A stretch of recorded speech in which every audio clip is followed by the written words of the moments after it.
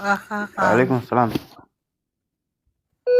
ما شاء الله قفكو كوريو و libaaxa ugu qoran soo maaha libaaxa labar sheeg لمبر تضرب yaa صاحب.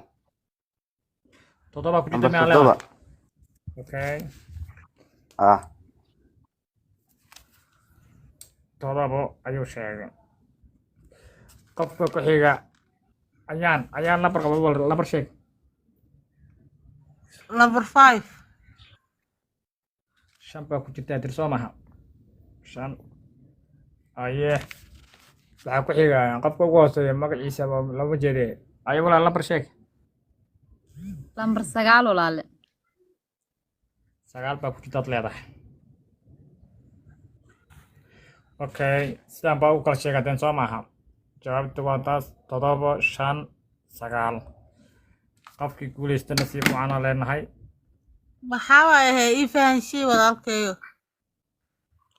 okay waxaa ku jirta shan lix toddoba sideedaa ku jirta maba la hariirinba qof sheegana kuma jiro sideedaa ku jirta meesha soo maad noo jeedaan waa dheli weydeen meeshaan waa shan meeshaanna waa saddex cadadkeedu dhan waa sideed waa mahadsantihiin saddexdiinaba waa hariir weydeen